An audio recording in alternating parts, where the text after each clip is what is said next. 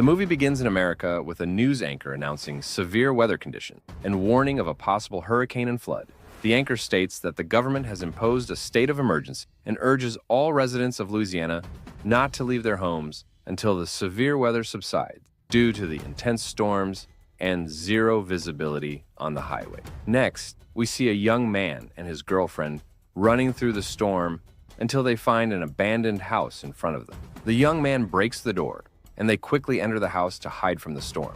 The young man then reattaches the door and uses wooden boards and nails he finds inside the house to seal all the windows and openings, preventing the wind and rain from entering. Suddenly, strong winds rip the door from its place, and the young man runs towards it, trying to find a way to secure it again. Out of nowhere, he is pulled outside, leaving the girl frightened as she calls out for him, but he doesn't respond. Suddenly, a massive crocodile enters through the door and heads toward her. Terrified, she tries to escape, but can't find a way out of the house. She grabs a piece of wood and tries to defend herself, hitting the crocodile repeatedly until she injures one of its eyes. This enrages the crocodile, and it grabs her by the legs, slams her to the ground, and devours her. The next day, a bus is seen transporting 5 of the most dangerous prisoners in the state. We learn that one of them is named Jimo, a drug dealer sentenced to life imprisonment. The second prisoner is named Jocks, who committed armed robbery and is serving a 20-year sentence with the possibility of extension. The third prisoner is Floyd,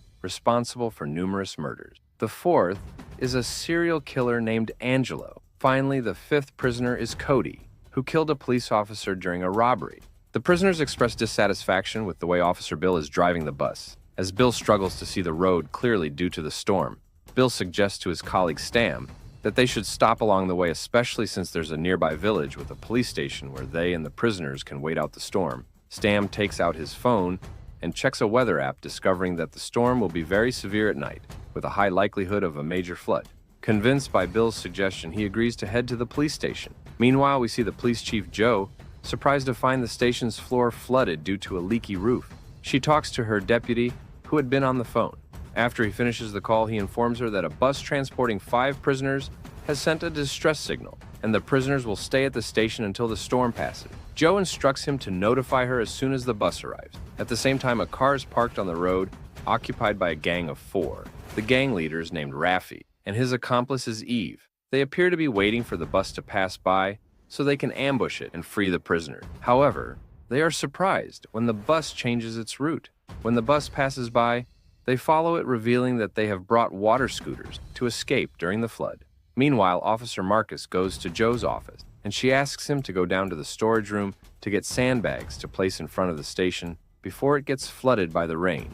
At this point, we discover that the station is staffed only by Joe, Marcus, and their colleague White. Marcus goes down to the storage room, unaware that crocodiles are sneaking into the building through the drainage pipes. When he reaches the storage room, he is surprised to find it flooded with water up to his waist. Marcus wades through the water to reach the sandbags, but suddenly notices a crocodile approaching it. He feels movement in the water, becomes frightened, and quickly turns around, shining the flashlight in his hand toward the noise he heard, but finds nothing. Suddenly, Marcus feels something moving underwater, becomes tense, and drops the flashlight into the water. As he tries to retrieve it, the crocodile pulls Marcus underwater, bites off his hand, and immediately devours him. At this moment, the prisoner bus arrives at the police station, while Raffi and his crew are parked on the other side of the street, watching the bus. They see Joe herself receiving the prisoners, and they decide to wait for a bit before storming the station to free the prisoner. The prisoners enter the station and stand in a line in front of Joe Floyd, and Jocks try to intimidate her, but she proves that she's more than capable of handling their type. Each prisoner is then taken to their cell, with Bustin staying behind to guard them. When Joe returns to her office, she asks White about Marcus, but before he can answer, they are startled by intense gunfire. From outside, Raffi and his men are the ones shooting, so White and Joe quickly move, using their desks as cover, and engage in a firefight with Raffi and his crew. However, Raffi and his men have stronger weapons than White and Joe, allowing them to breach the station and take control.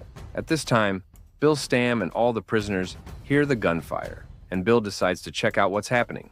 Raffi calls out to Joe, demanding that she surrender. She asks him who he is and what he wants, trying to proceed cautiously. As Bill moves forward to confront them, Joe warns him to stay back, but he ignores her and steps out in front of Raffi and his men, raising his gun at them. But Nate, one of Raffi's men shoots Bill, sending him flying through the air and crashing inside the office where he dies instantly. Furious, Joe opens fire on Raffi's men, managing to hit one of them in the neck. Afterward, Raffi tells Joe that the standoff won't end in her favor and urges her to surrender again, assuring her that he won't kill anyone. Convinced by his words, Joe decides to surrender herself, and White Raffi then demands that she take them to the prison area, and Joe agrees, leading them. When Stam sees them entering, he raises his weapon toward them, but Joe tells him to drop it. Stam appears reluctant, so Raffi informs him that they are outgunned and out-trained, and before he can fire a single shot, they would take him down in seconds. Realizing this, Stam decides to surrender and drops his weapon on the ground. Backing off, Raffi then heads toward Cody's cell, revealing that he came to free him specifically as he wants Cody to join his gang. Raffi orders Joe to unlock Cody's cell and release him, which she does. Afterward, Raffi asks about the surveillance cameras, and Joe informs him that the cameras are down due to an electrical short. However, Raffi doesn't believe her and tells Eve to accompany her to the camera room to check if they're really disabled. Raffi then locks White and Stam in Cody's cell. At this point, a crocodile appears and attacks the injured gang member, devouring him. We then cut to the storage room, where Joe is shocked to find it filled with water. She points out the camera wires to Eve, which are covered by Marcus's jacket, but Eve insists on getting closer to the wires to confirm for herself that they're really down. Joe appears concerned about Marcus, especially when she spots his flashlight submerged in the water. As Joe and Eve enter the storage room, Joe reaches under the water to retrieve the flashlight, but panics when she finds Marcus's severed arm. Suddenly, they notice a huge crocodile standing on the stairs, quickly descending into the water. Both are terrified and start searching for the crocodile in the water, only to realize that there are multiple crocodiles, not just one. Suddenly, a crocodile emerges from the water and attacks Eve. Devouring her, Joe seizes the opportunity to escape the storage room and tries to close the door behind her to trap the crocodiles. A second crocodile follows her, but she manages to shut the door on it. Meanwhile, Raffi hears the gunfire and tries to contact Eve to check on her, but he can't get through because the storm has disrupted the signal. He decides to go to Eve and orders Nate to watch over the guards and prisoners until he returns. On his way, Raffi sees the injured gang member's head floating on the water's surface in front of him. He becomes tense, grabs his weapon, and continues on. When he arrives at the storage room, he finds Joe standing on the stairs, trying to remain calm.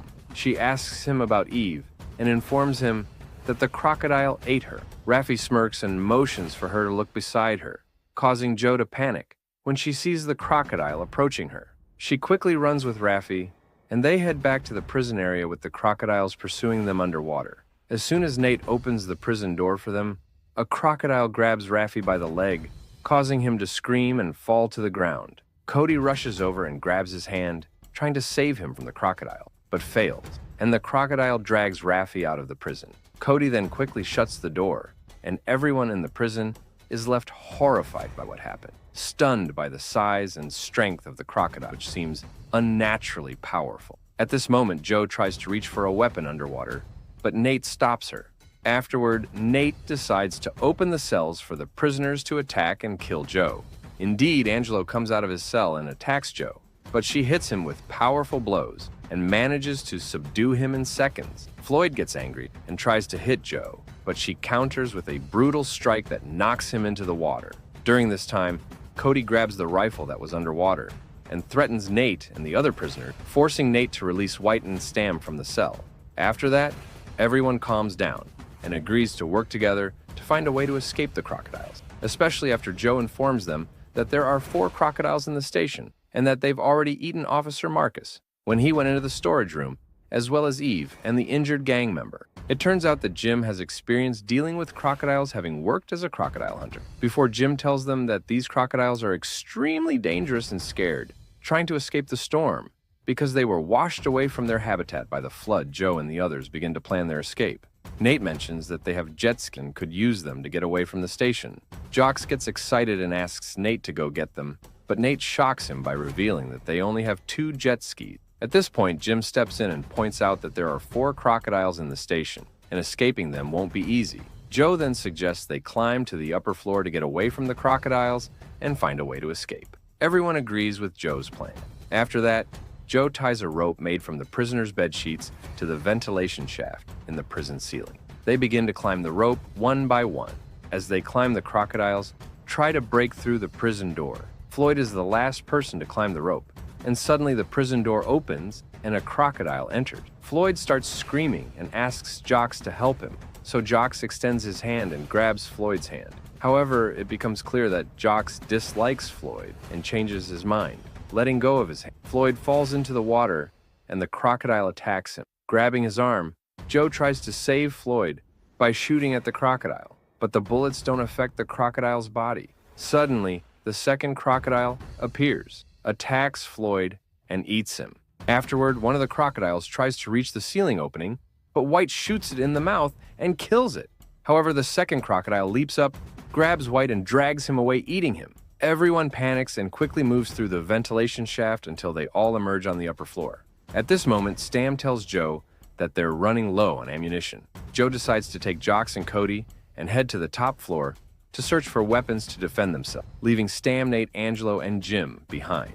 At that moment, Angelo notices that there's a gun in the training room, and it seems he's planning something. Meanwhile, Joe and her group reach the top floor. Joe asks Cody how he got involved in killing the police officer, telling him that she feels he's not a killer, like the other prisoners. Cody replies that Raffi was the one who killed the police officer during an armed robbery they were both involved in, but Cody was the only one who got caught.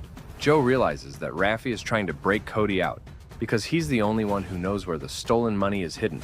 At this moment, the water in the drainage hole rises, and a crocodile appears on the top floor attacking Jocks Cody, and Joe shoots at the crocodile, killing it, but not before it has killed Jocks. On the lower floor, Stam gets nervous when he hears the gunfire. Angelo takes advantage of the situation, enters the training room, grabs the gun, and aims it at Stam. He is about to kill him, but Jim quickly intervenes and stops him. Stam fires a shot at Angelo, but it accidentally hits Jim in the shoulder. After that, Angelo attacks Stam and begins to beat him severely until he kills him. Next, Angelo goes to Jim, shoots him to kill him, and then escapes with Nate using the jet ski. Suddenly, a section of the top floor's ceiling collapses, causing Joe and Cody to fall to the ground. At the same moment, a metal rod falls from the ceiling and impales Nate, killing him instantly. The crocodile then appears, suddenly drags Angelo and eats him.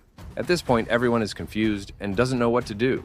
But Jim, who is still alive, tries to distract and calm the crocodile but fails. The crocodile throws Jim to the ground and eats him within seconds. The crocodile then approaches Cody and Joe, but suddenly Raffi, who is still alive, appears and shoots the crocodile, killing it.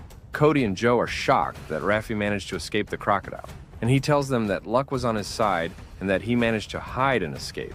Raffi urges them to move quickly to the jet skis and escape, but Joe asks them to wait because she needs to do something before they leave. Raffi and Cody agree and wait for her.